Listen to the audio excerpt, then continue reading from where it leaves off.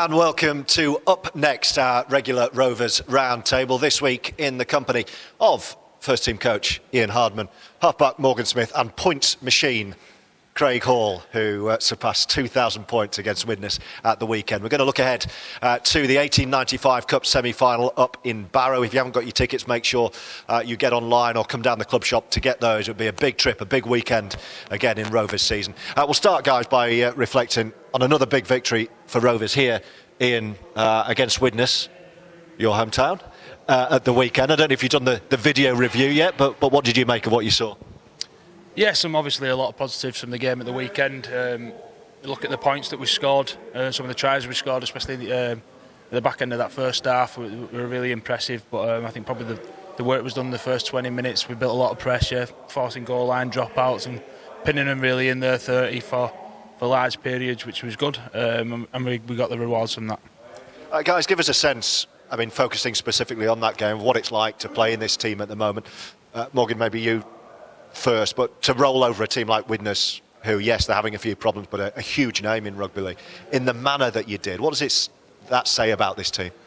It just shows that we're improving every week. We haven't quite nailed a full game, really. We've had good attack one week, good defence one week, and it just seemed to come together against Widnes. And I think usually in the second half we sometimes go away from what's been working for us, but we just stuck to it, and it just showed with result at the end of it. It seemed to gel, didn't it, Craig? I mean, we'll come on to your milestone personally, but as a team, that looked pretty good from Featherstone. Yeah, it did. First half, especially Morgs on there, like we've not really put 80 minutes together. I thought first 40 was definitely all the best 40 that we've put together. Second half, I think we went away a little bit with it. You know, obviously it wasn't going to be the same kind of performance that what we just put in, but definitely positive going into this week. As a coach, how do you go about getting that 80-minute performance? I mean, there's not a great deal you can do when you do all the prep and send them out there, but that's what you earn your money from, you and Adam Cuthbertson and Brian McDermott, getting that performance over the full match. Yeah, obviously it's difficult, and it obviously takes a long time to build. I think this year probably we've put quite a lot of new signings into the team, and that's obviously going to take time to gel. Probably more so in attack, but we haven't really put the main focus on early in our pre-season, so I think defensively we've been consistently good. Our attack slowly building, obviously having consistent players in our spine at full-back and 6, 7 and 9 is going to help us, but that's coming. I think last few weeks we've really been building that, and like you say, you're not ever going to get the perfect 80 minutes, but as long as you're seeing consistently good traits, you're going to be happy with that. Craig, you said when I spoke to you after the match, you had the milestone, the 2,000 points in the back of your mind. You couldn't miss any of those kicks, and you helped yourself over the whitewash as well. How special a moment was that for you, and how special an afternoon for you? Yeah, it was good. Jack come up to me in the middle of the week, said I was 20 points off, so it was in the back of my head. And the past few weeks I've been doing a bit of kicking with kicking coach Ian Hardman. He's been giving me a couple of tactics. Go on, share those with us. What tips is he giving you? Don't miss, more or less. Well, when I used to play, I never used to miss. So he's trying to put pressure on me. Kick goals. Is that right, sir? Gorilla can take that. There's a little bit of pressure now. There's somebody waiting in the wings. If he misses any, that's it. That's the key, right? They keep signing people, so you've just got to keep doing what you're doing, otherwise you're out of the team. Yeah, I don't feel pressure. I'm too laid back to feel pressure. We know that. What's it like though, Morgan, all joking aside, having someone in the team where you know he's going to give you over 20 points a game or whatever he does? How much pressure does that take off you gues? Oh, I don't know. He just comes up with some rubbish as well at some points in game, like. But yeah, all jokes aside, like it does take a bit of pressure off you because he's a maverick and he can come up with something out of nothing, and it just shows like at weekend 2,000 points. Not many people surpass that milestone, and yeah, I'm chuffed for him. What do you mean, maverick? Like when he sets off with the ball and you've absolutely no idea what he's going to do? It just disappears. It just disappears to the other side of the pitch. He don't know what he's doing. He just goes walkabouts and he just ends up in one spot and he'll score. On the signings, though, I mean, we're joking about the influx. I mean, I wrote a piece this week saying this is probably one of the best squads I've ever seen in the Championship. How is that for you when Ian's talking about the spine, but it keep getting added to, it keeps getting enriched. It's keeping you guys on your toes, is it not? Yeah, it's just competition. Like I say, everybody has to play well every week, and if you don't play well, it's a detriment to the team. And you just have to keep your spot. Performances speak for themselves, and everything gets changed if it's not working. So. And what about you personally? And the last couple of years you've had overcoming injury, and now probably producing some of your best ever form. And like you say, against a backdrop of lots of playmakers coming into this team. One of them, Jonathan Ford, who's not even come in yet. Yeah, I've just tried to take some pressure off myself. Rugby's all I've known really since leaving college, and that's all I've wanted to do. And obviously having my daughter, that's introduced something different into my life, and it just takes your mind off rugby 24/7 really. And I think that's been a key thing to my form lately. But I've just wanted to carry that on. And what I love, Craig, about coming recording these things as we do in this gym is what great mood everyone seems to be in when they come in here. It's like, seeing your mates, you're right, getting your workout done. And I sense that on Sunday afternoons when you're out there, real togetherness. You're looking forward to getting here and seeing each other. Yeah, we are pretty close. I think everyone kind of likes each other. There's been a few people here the last couple of years that everybody's not got on with. Go on. No, I'm not saying anything. But no, they're a good group. Obviously, it's a lot easier when you're winning every week. Compared to what obviously Widnes training like this week, it's going to be totally different. But we just need to keep winning, keep performing, keep a smile on our face. The more that we enjoy it, the better we're going to play. A word on that. That's a really interesting point. These two guys, Ian, have touched on the mix of people. I've spoken to a lot of people, coaches, players in Super League and in the Championship this year. A lot of people have, excuse my French, talked about a no dickhead policy. About having the right culture, about having the right people. How important is that to you and the coaching staff and Featherstone, and getting that right mix of people, not just on the pitch but off it as well? Yeah, massive. I think, like you said, we're obviously introduced quite a lot of new signings, but it's not the case of signing people just for the sake of it. Really, they've got to fit into our philosophy and what we're trying to aim for, what we're building for. Like you say, you need the right people in that aren't going to disrupt the team, disrupt the environment that we're in. We've got people who want to come in and really they want to work hard. Basically, they need to have ambition. They want to have to work hard. So that's what we're looking for. I think we've got a group of players who've got that. They enjoy each other's company, which is great. That's a big part of it. So, yeah, it's all ticking over nicely so far. But that environment's a big part of it. Yeah. Do you look at the rivals? Do you look at Lee and think what they're doing, or have you got the blinkers on?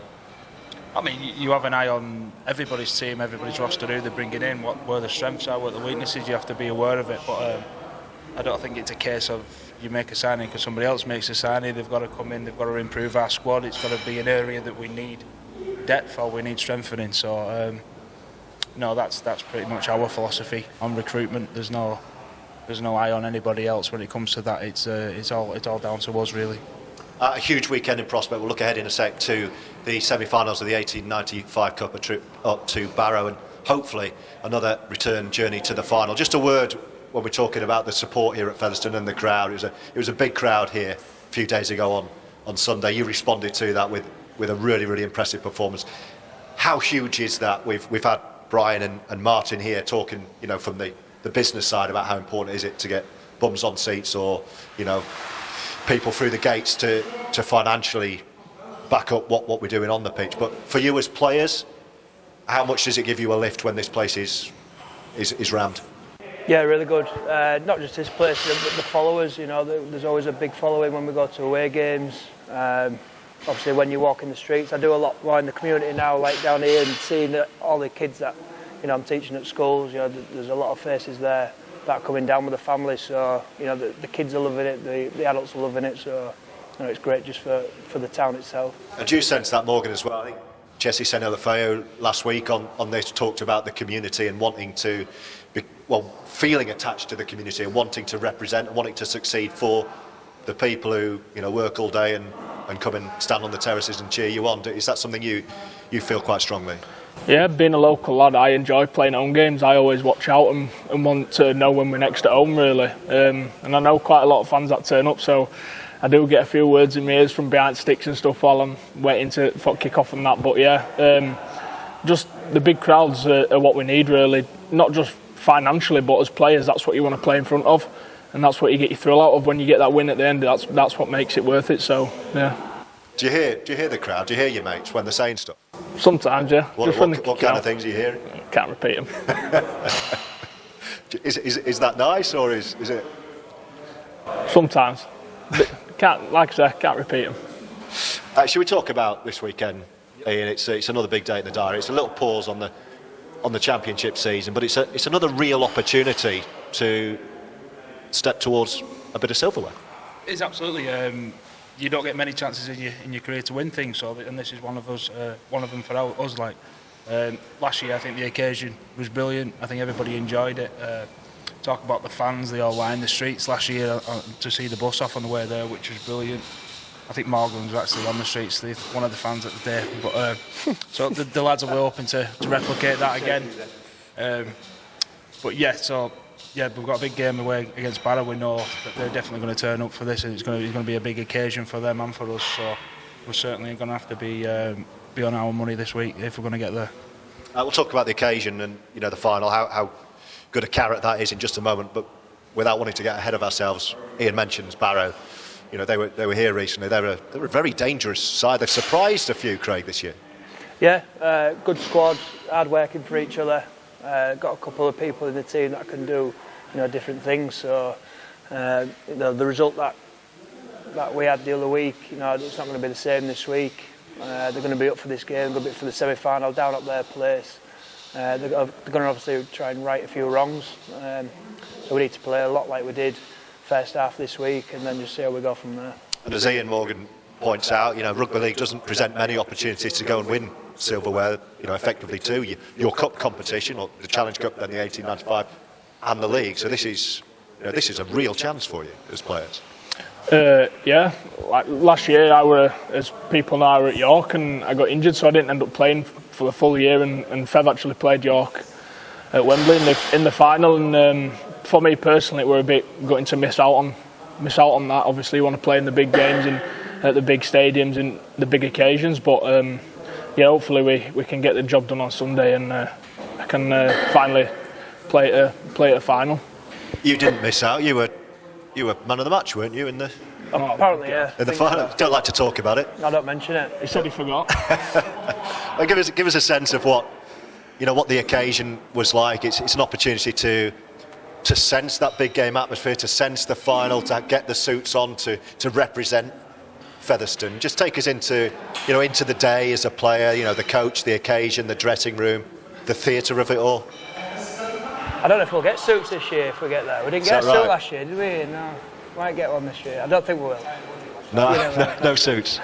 No, unbelievable last year.